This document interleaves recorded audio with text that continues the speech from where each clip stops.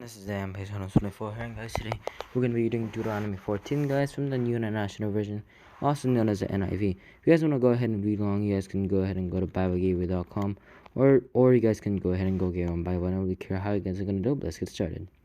Deuteronomy 14, clean and unclean food. You are the children of the Lord your God. Do not cut yourselves or shave the front of your heads for the dead, for you are a people holy to the Lord your God. Out of all the peoples on the face of the earth, the Lord has chosen you to be his treasured possession. Do not eat any detestable thing.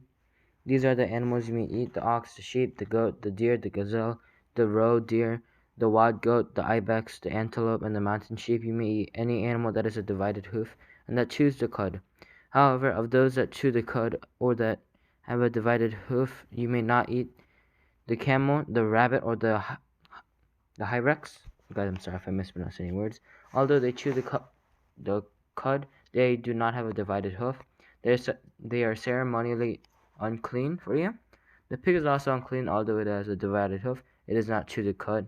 You are not to eat their meat or touch their carcasses. Of all the creatures living in the water, you may not eat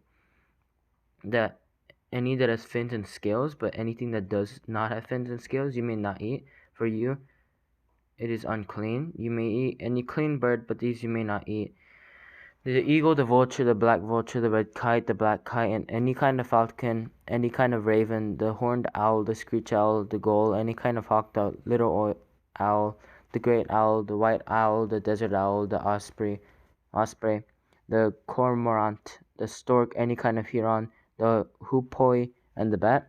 All flying insects are unclean to you. Do not eat them, but any winged creature that is clean you may eat. Do not eat anything you find already dead. You may give it to the foreigner residing in any of your towns, and they may eat it, or you may sell it to any other foreigner. But you are a people holy to the Lord your God. Do not cook a young goat in its mother's milk. Tithes: be sure to set aside a tenth of all that your fields produce each year.